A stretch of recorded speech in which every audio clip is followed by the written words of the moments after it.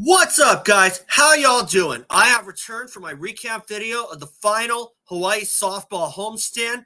It was University of Hawaiʻi versus Cal State Fullerton, the league leader in softball in the Big West. And before I talk about that, guys, I can't stress this enough, but please subscribe. And if you think I'm worth listening to, just hit the subscribe button. Or if you want to see some more of my other games, just hit the subscribe button.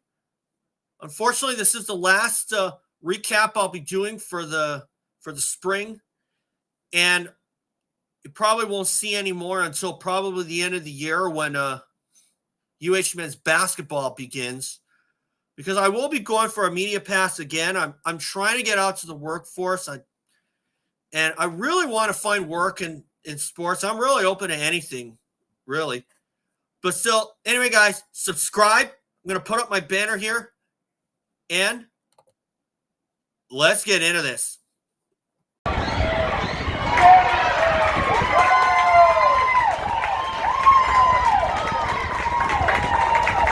All right, as you can see on the first one, not the first one, but on this banner here, UH wins the first game and then dropped their senior night doubleheader, 9 seniors honored.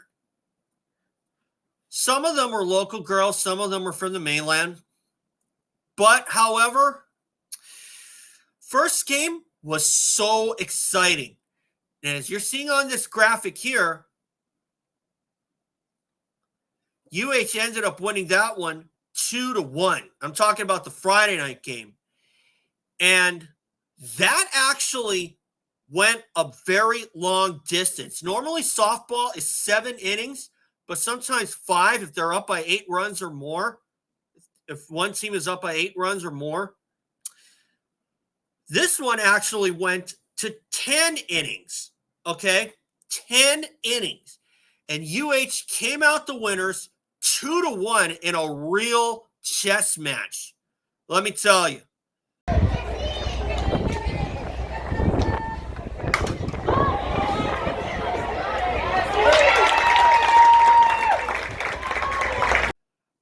Now, softball obviously is wide open, and Cal State Fullerton, they're the team that's at the top of the stack for a reason.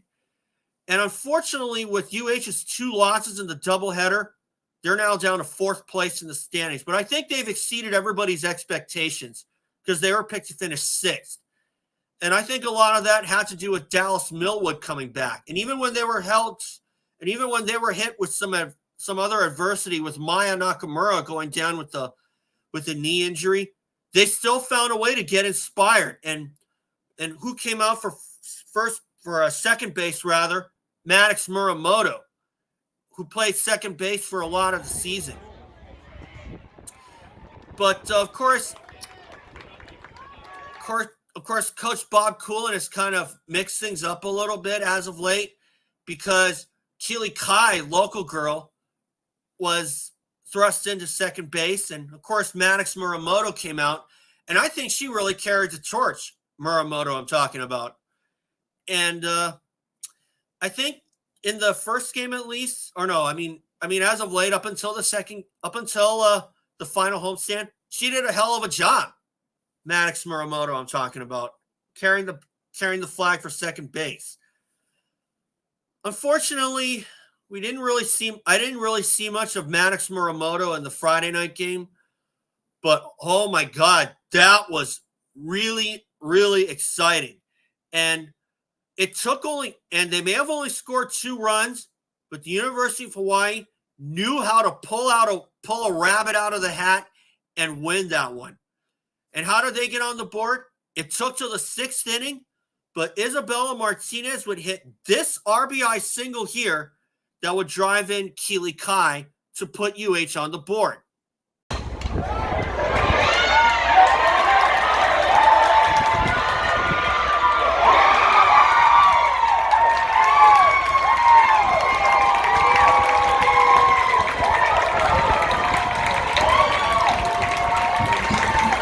Unfortunately, Fullerton kept coming up empty after that, and while it turned out to be a real a real dogfight or a real chess match, if you want to put it. It took till the 10th inning, but UH finally put the game away thanks to this error from Cal State Fullerton to third base.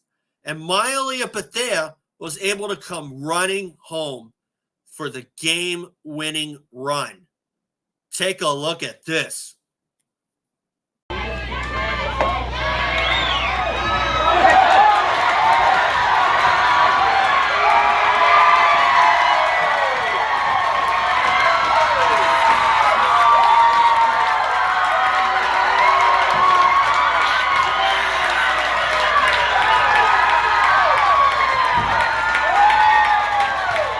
And as I found out from senior Kaena Kali'inoi, everybody's emotions went every which way with that win until Bethea got that game-winning run.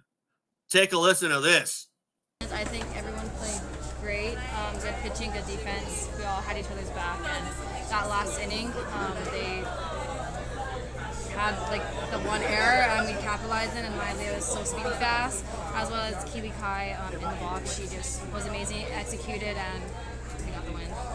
And I got to tell you, Kaena really did a lot for this win, even though she didn't get any runs, but she did get a very key hit that I think really helped everyone out in a sense. And when Bethea got that game-winning run in the 10th inning, oh man, that brought the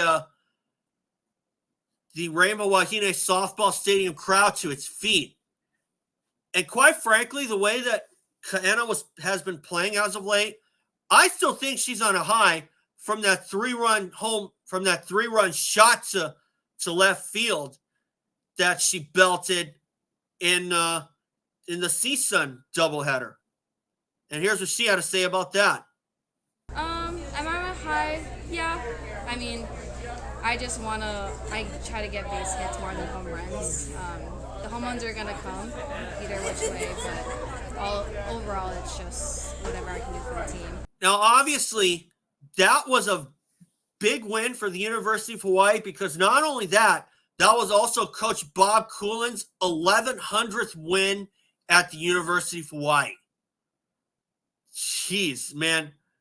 That guy it's hard to believe that guy's retiring soon because that guy looks like because if that guy could still deliver that amount of wins to a college like the University of Hawaii, his career's still got about 10 more years in him, at least in my view anyway.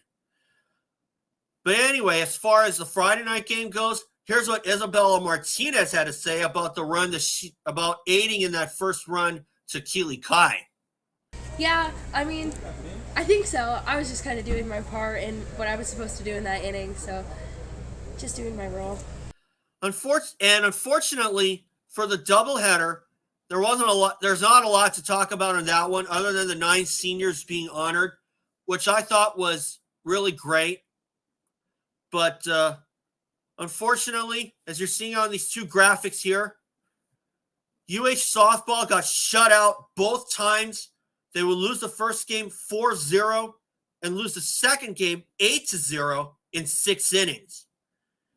And unfortunately, like I said, there wasn't much to talk about here other than the 9 seniors being honored. But my theory was that 10-inning thriller certainly took quite a bit out of some of the girls. And here's what Sierra Yamamoto had to say about that when I asked her about if there was any side effects that carried over from from the Friday night thriller. Because obviously that was a long game for sure. It was, yes. I don't think a lot of people were expecting an 11-inning game or 10-inning game. So I don't know if it took a lot out of us. It possibly have. I mean, we really did spend a lot of time like decorating and trying to make this weekend really special for the seniors. So I think we're just multitasking, I guess is the best way to put it. And sadly, we just fell short in the end. I guess what really got me a little bit disappointed was the fact that we were able to win the Friday night game, and that game wasn't even televised. Then they televised the doubleheader, obviously because it's senior night on Spectrum Sports, and UH comes through with not 1 but 2 losses. And this happened last year against UC Davis. We were able to win that game, the first game, 3-2, but unfortunately, we weren't able to come through with the win on senior night in the doubleheader. And the unfortunate part was, in the doubleheader overall, Cal State Fullerton walloped UH in terms of hits. Cal State Fullerton combined got 24 hits, 10 in the first game, 14 in the second game. And as for the University of Hawaii, they only got 7 hits overall, 3 in the first one, 4 in the second run. But in terms of runs, you heard me say it earlier, UH got 0 runs to Cal State Fullerton's 12 overall. But props to Cal State Fullerton. I mean, they're the team at the top of the stack for a reason. We were able to get a 3-game sweep over them for the first time in program history in 2012. Unfortunately, it was not the same thing here. And unfortunately, UH's hopes of the playoffs pretty much went up in flames at that doubleheader with being swept on senior night in the doubleheader, which is unfortunate for sure. And to add to that, the only softball game that I'm going to be able to get to enjoy over the summertime, at least until 2025 comes around, is Cal Poly, because they televised 5 softball games. One of them got halted, and that was the first game against Cal Poly. That one got halted because of weather, and that turned out to be only 2 games. And UH came out, and UH won the first game and then lost the second one 6-5. You can already see, and you can see my recap then. But still, regardless, I still think that this was a great season overall. For starters, we got Dallas Millwood back, which is great. I even got some interviews with some of the players. You can also check out some of those. But unfortunately, we were dealt with some adversity with Maya Nakamura going down in the second game against Cal Poly, and that was it for her season. But fortunately, she made a token appearance in the second game of the doubleheader, and that was a feel-good moment for sure in that ugly doubleheader. I mean, obviously, Cal State Fullerton, props to them. I mean, one day we'll get them again one day, I'm sure of it. But we're definitely going to have to do some Easter egg hunting, just like with the men's basketball team, trying to find some good players to replace the ones that we're losing. Because some of the seniors that were honored included Maya Nakamura, Kaena Kali'inoi, Dallas Millwood, and Zhao Jin, just to name a few. And some of those are good players, and some of those that could potentially hit it out of the park. Mainly Maya Nakamura, Mya'Liah Bethea, someone I left out, and also Dallas Millwood. And to a point, Kaena Kali'inoi, because she hit that 3-run shot against CSUN a few weeks ago. So I would kind of give this final homestand probably a C+ or a B-. But quite frankly, you can't say that they didn't try. And that's why I'm leaning towards a B- for that doubleheader. Because really, that probably could have been did I think that they could have won that one? Won a game in the doubleheader? Sure. But it's hard to do that when you're held to 3 hits in one game and 4 hits in the second game. Because the odds of you winning a game like with that low amount of hits is pretty low. Probably not even 20% in a court of public opinion. But still, that was a tough game overall. It was hard to watch for sure. And quite frankly, I was kind of glad that the mercy rule came into place. Or I should say came into play. But still, I'm happy with this team. They tried their hardest. You can't deny. I'm not going to deny that. But there were quite a bit of moments that were good to watch, and just seeing Cal State Fullerton, the only team that got runs, was tough to see. So, obviously, season's over, at least the home season anyway. UH travels on the road for the final time, and that's at UC Davis. I don't know how they'll do there. We got one win over them last season, even with Dallas Millwood down. And quite frankly, with Dallas Millwood back this season, I think UH got that balance back that they were really lacking last season when Dallas Millwood went down with an injury.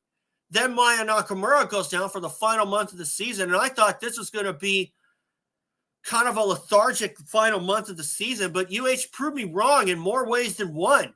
Maddox Muramoto stepped up, Keely Kai stepped up, and Sierra Yamamoto stepped up in her position too. At least in my view anyway. So anyway, guys, that's all for today. And remember, subscribe, and we'll see you for a softball recap in 2025.